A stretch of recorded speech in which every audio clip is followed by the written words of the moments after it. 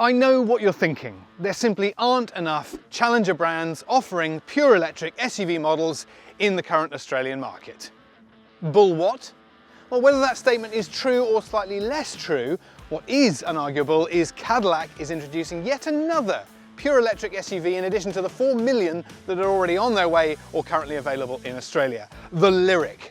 Now, what I want to find out about this car is two things. First of all, how does Cadillac think this car is going to succeed when so many General Motors models have failed before it? And secondly, how on earth does it fit in to an already overcrowded EV market?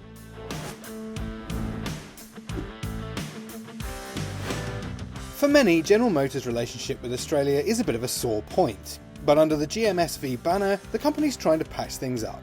The first olive branches came in the form of the Chevrolet Silverado truck and Corvette sports car. But this will be the first time Cadillac has ever been offered in Australia in its own showrooms and the first electric Caddy of all.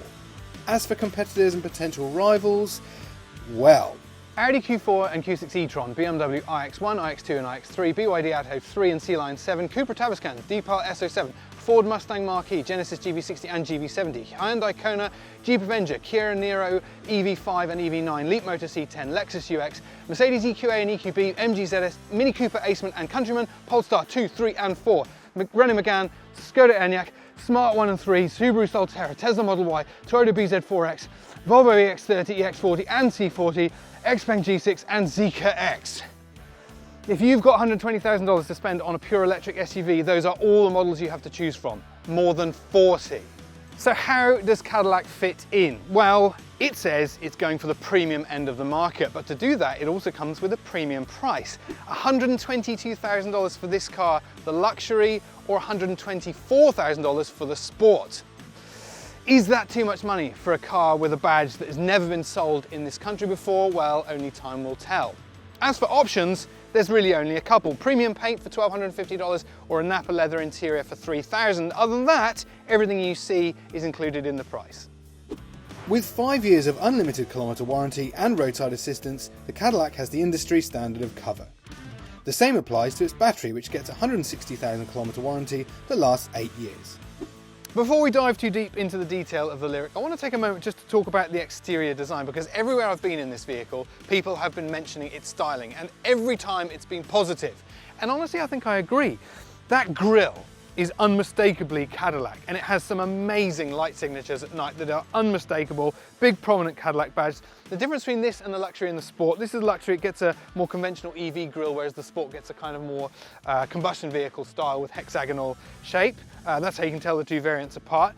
But it's handsome, it's aggressive, and it works really nicely. I can see why people like it, and adding to that effect are huge 21-inch wheels. Also very handsome, and they hide enormous calipers. The funny thing about that is this actually has quite a strong regen effect, so those brakes really don't do much most of the time. Also, aerodynamic pop-out door handles, that reduces drag and increases range. And it's huge, look at it. It measures 5 meters in length. That does have implications on the way it drives, but we'll talk more about that when we're in the car. And also more cool light signatures at the back. At night, this thing looks amazing, including on the dashboard. There's a little Cadillac badge that faces outwards and illuminates after dark. So if you lose this car in an IKEA car park after dark, you'll have no problem finding it again. Under the bonnet of the Lyriq, you'll find absolutely nothing. A couple of reasons for that. Obviously, this is a pure electric vehicle. It has 2 electric motors, one on the front axle, one on the rear. On top of that front-mounted electric motor, there is all the power management electronics and electrics, and that's why you don't get any under bonnet space at all. Not even a little fruit or frunk. The consolation prize is at the back. There's a huge boot, which I'll talk about in a second.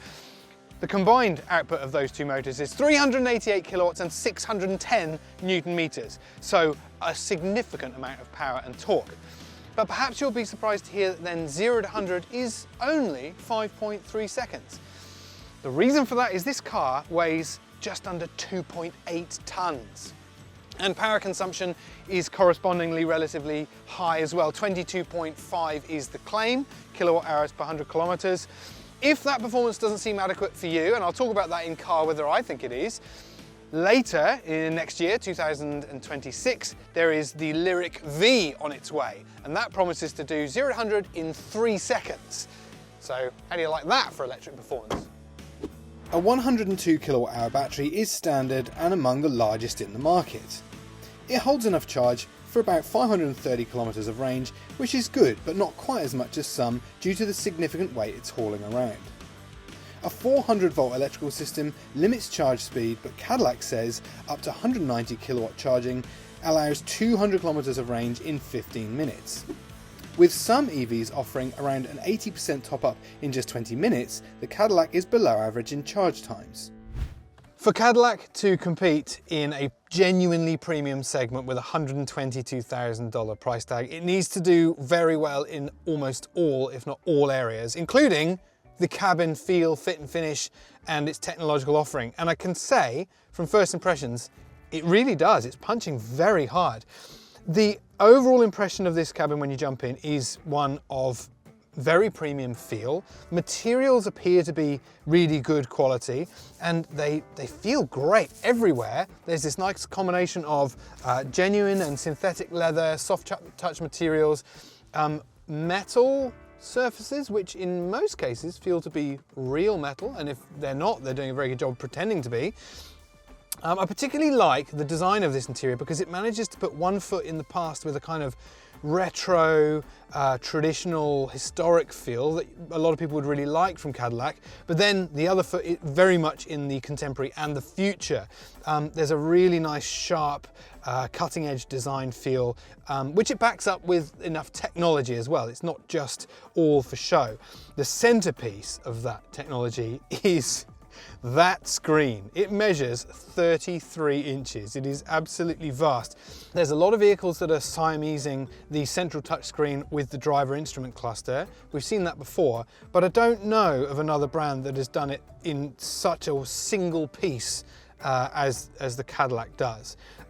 The central screen there is touchscreen, the digital instrument cluster is not, but what I really like is then the touchscreen is continued over on the right hand side here. We'll delve more into that when we focus on the actual infotainment system in a bit, but if you wanted to have a balance of technology and tradition in a vehicle or a brand as old as Cadillac, then I think they're doing a really good job when it comes to the interior. I particularly like we have a separate climate control panel, which is also digital, so it feels technological and nice, but it hasn't buried all those controls in the touch screens. It's very easy to control those immediately wanted things. Same goes for heated seats, of which you get in the front and second row. The front row gets heated seat base and back, and you can choose which one you want. It also gets a heated steering wheel, and one of the really cool things is it senses the ambient temperature and chooses to turn them on automatically for you, which this morning I can tell you was a very welcome feature.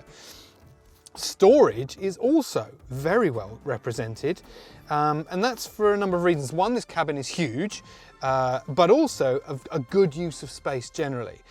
There is a glove box, and its switch is over here.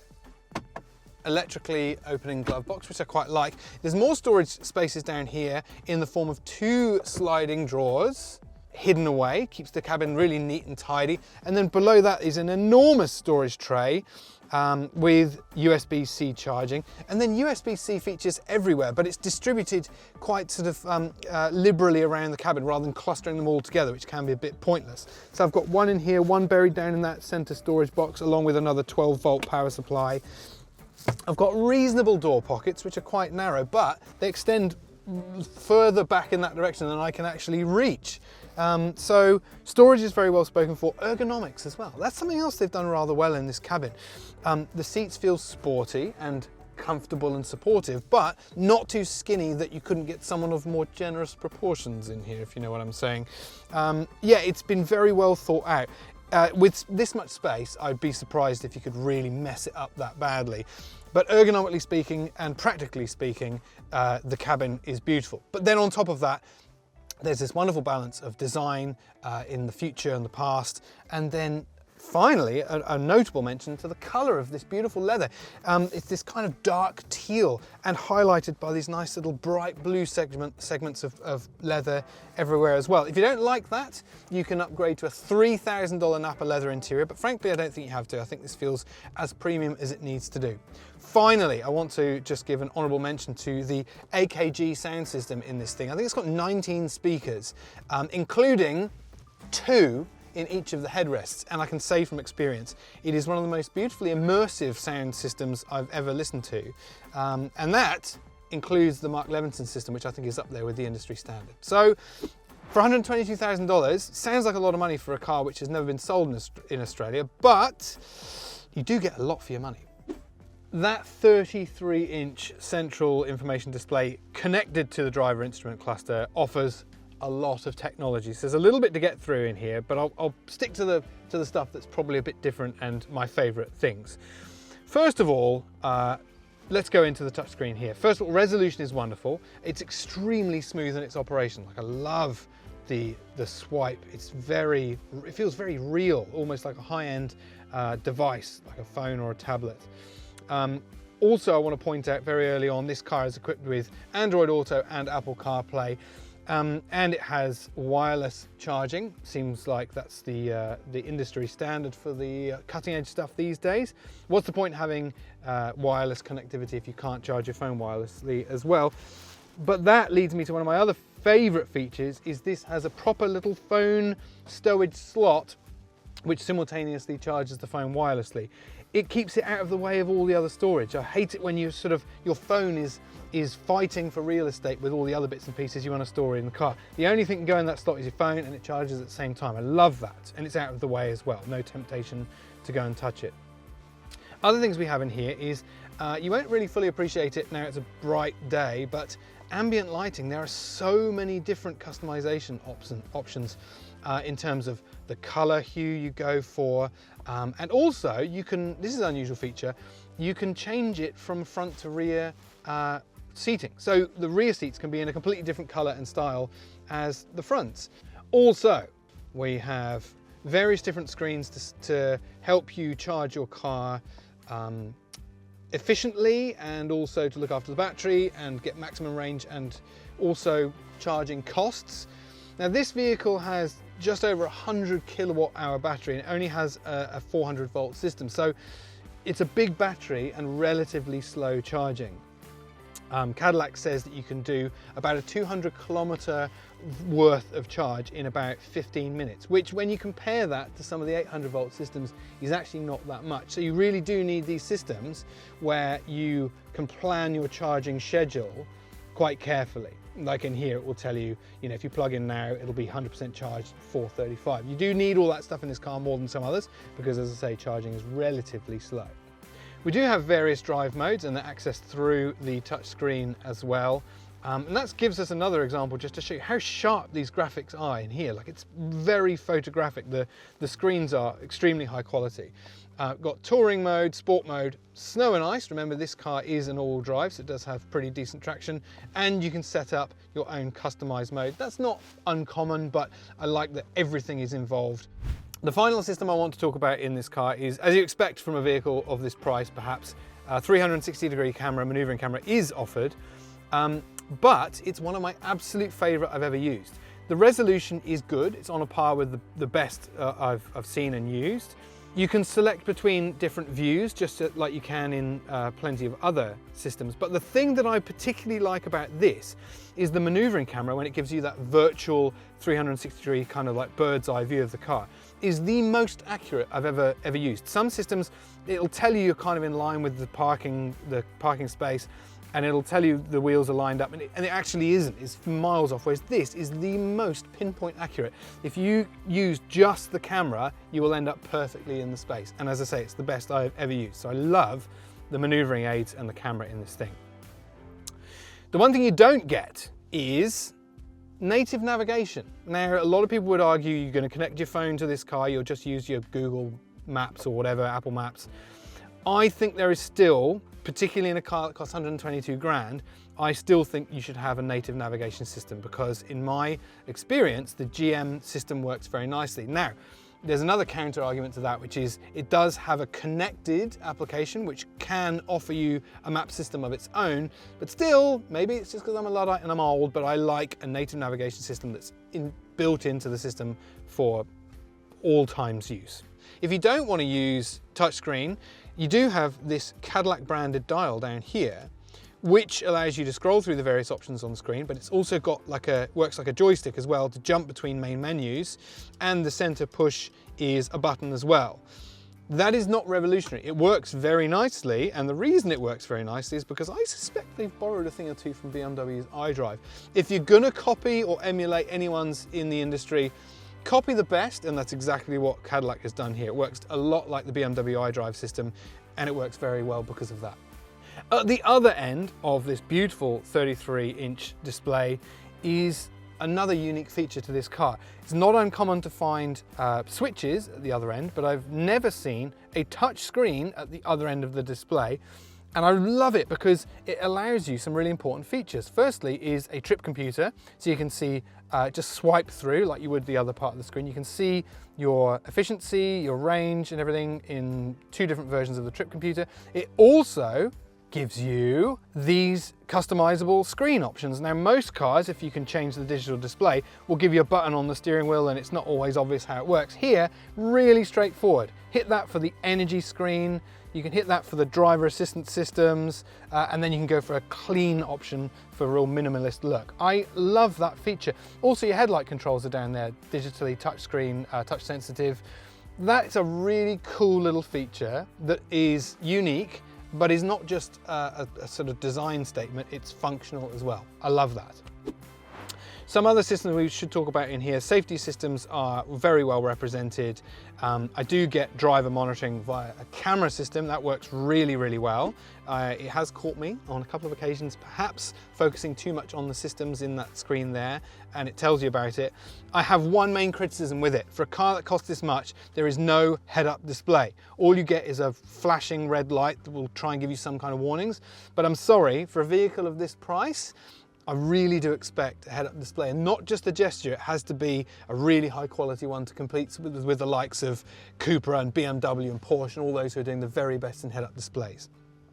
Generally speaking though, technologically extremely well represented, and it does enough different to stand out from the crowd. There is heaps of space in the second row in virtually all directions, apart from one. Let's get the bad news out of the way first. Not a huge amount of headroom back here, and that's partly because the rear seats are actually reclined in a very comfortable manner, but that puts my head back in the region of the lower sort of swoopy coupe-like roofline. Beyond that though, there is so much room. Look, have you ever seen so much knee room for someone who is 6'2"? Also heaps of toe room, and the under thigh support is really nice as well. The view in the second row is generally pretty good. I've got a nice low window line here, which is good for shorter occupants and particularly me, but it's not so good when you get to here, the C-pillar, because that is right in the way of my view out to the side. And the thing that makes it worse is there's this skinny little quarter light behind it, which makes it's a bit of a tease. It makes you feel like there could have been a view there, but they decided to put a C-pillar there instead. So a limitation on the view out from the side there. Beyond that, it's really good. Loads of space. The seats aren't as supportive or sort of bucketed as the front seats, but they are still very comfortable.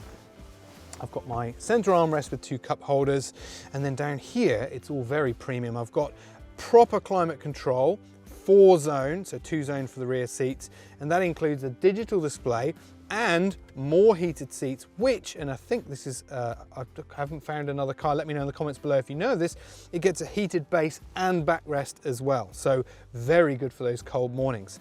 Also, two USB-C charging ports, and then this mysterious little blanked off panel next to it, which I suspect probably in the US would have been mains power, but that's been blanked off clearly, couldn't get ADR approval or something for that, so we don't get that. Otherwise, lots of the same wonderful quality materials. You don't get a second-rate second row. You've got the same nice touch material here, this lovely wood-like material, more real metal. So the quality that we found in the front seats continues through to the rear seats in both technological terms and also those materials and comfort. At the back end, the Lyriq has an electrically opening boot with hands-free operation until it isn't hands-free. Okay. In my experience, those never work consistently, and that's probably better than average. That electrically opening boot gives you access to one of the biggest boots in the segment, 793 litres. It's absolutely enormous. And if that's still not enough space for you, the rear seats fold electrically, 60-40 split, and that liberates more than 1,700 litres of boot space. So it is absolutely enormous back here. Under the boot floor, there is even more space for storing things like charge cables. Storage at the back is very, very good. You even get a 12-volt power supply for fridges or any other accessories in the back. But the one thing you'll notice the absence of is a spare wheel of any sort, and look as I might, I cannot find an inflator kit anywhere. So if you get a puncture in this thing, you're on your own. Tow truck is the only thing. But as I say, its liberating feature, despite not having a front boot, is one of the biggest boots in its class. You might associate the Cadillac brand more closely with comfort and luxury over outright driving performance. So it might surprise you to hear that this car actually does a pretty decent job of both in equal measure.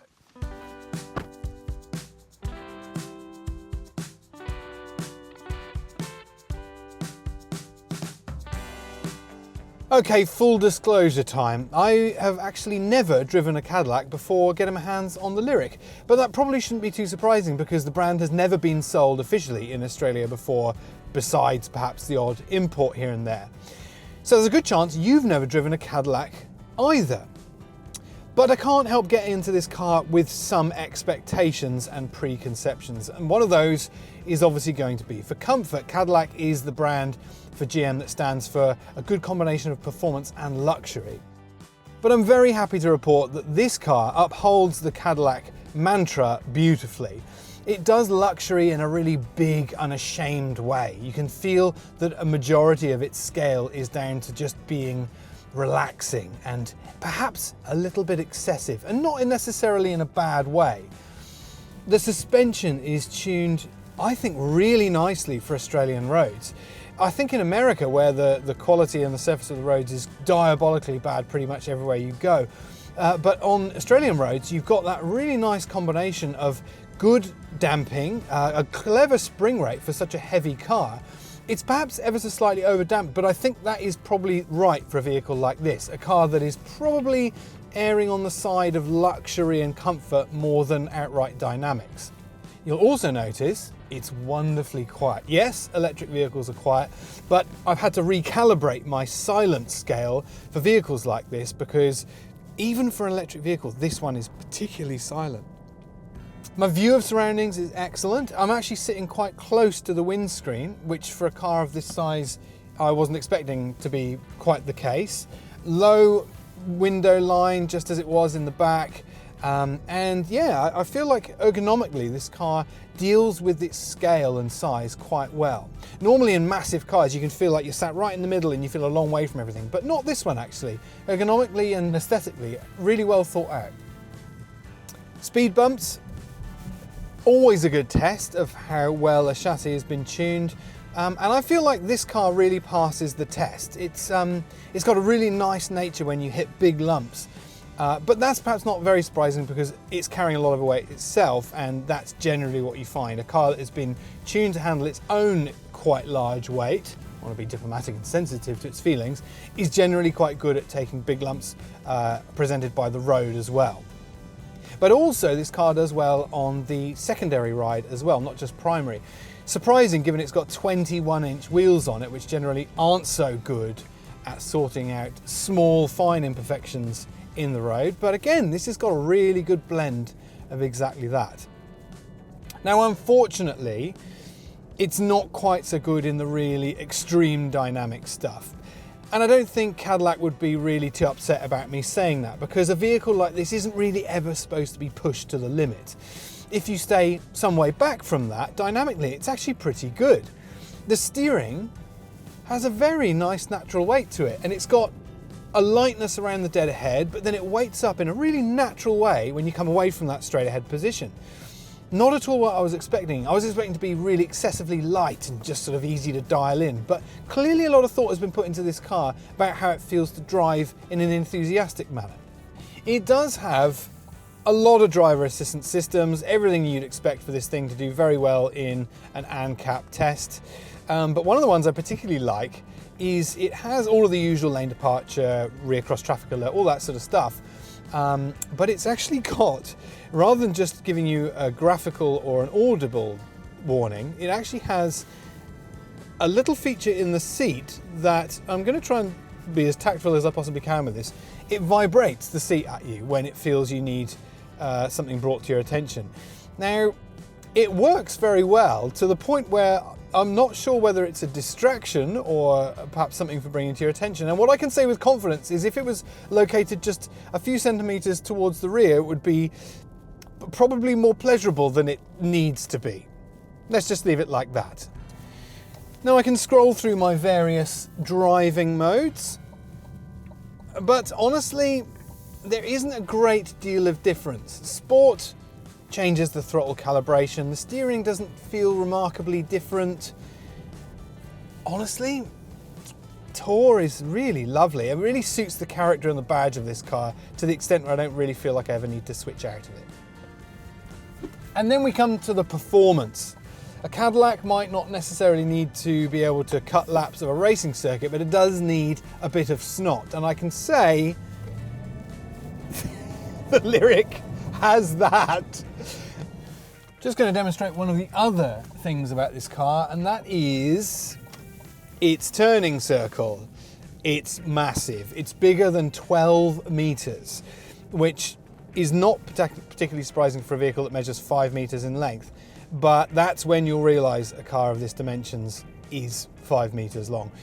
In built-up areas, that's going to be a concern. It's also a pretty big vehicle all in all, and I dare say that a premium European manufacturer might have included rear-wheel steering for the price of $120,000, and that would make a big difference. So that's one thing that might really start to grate if you're using this vehicle in tight city streets or built-up suburbia. But as far as a vehicle goes for cruising and laying on some kilometers, the Lyriq does absolutely wonderfully. You feel in a commanding position on the road, it's profoundly relaxing. The suspension tune is wonderful for Australian roads. There is a case in point over some nasty potholes. It's a car that will appeal to people who want to be comfortable at all times in their vehicle. Whether that be because of the level of luxury and comfort features, or the ride quality, or the silence, and even to an extent the range that this car offers. 500 and something kilometers is really respectable, especially when you consider how much weight it's carrying around. I really feel there is a position for this vehicle in the Australian market, and it is for people who want something premium, have a reasonable budget to spend, but don't want to do the obvious, don't want to go for the EVs that are out there already. For someone who's going to jump into a Cadillac Lyriq early on, I think you're going to get a lot of people looking at you with slightly green looks. It's not a sports car. Don't look at this car like a traditional high performance vehicle. It's a GT on stilts. That's what it feels like to me. If you love the Cadillac brand, I don't think you'll be entirely disappointed that it did what many consider to be sacrilegious and going full electric. Electric is inevitable. I think a lot of people agree that now. And Cadillac is not being disingenuous to its audience. It's not being sacrilegious. It actually works very nicely for the brand. And if you're going to be a pioneer in a new market, then why not take that opportunity to make perhaps one of the biggest sweeping changes in your brand in the entire history of the company? As far as the Cadillac brand is concerned, the Lyriq is a revolutionary vehicle, but in the broader context of all cars, it's less of a big deal. It certainly thrusts the iconic brand into the 21st century and introduces another high-end electric vehicle that's not just a cookie-cut model into the Australian market. But it's a 5-metre big fish playing in an ocean that's getting bigger by the month. There is a lot to like about the Lyriq. It looks fantastic. It's got heaps of space everywhere, and it's as luxurious as the coveted Cadillac brand commands.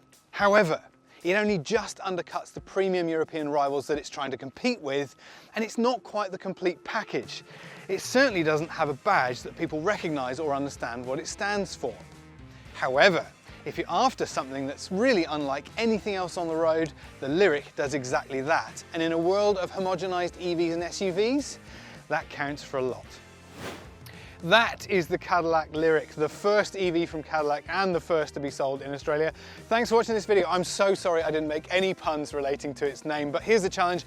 Drop your favorite Lyriq pun in the comments below. And in the meantime, hit like and subscribe and even hit the bell icon so you know every time we send a new video live. Thanks for watching Car Sales.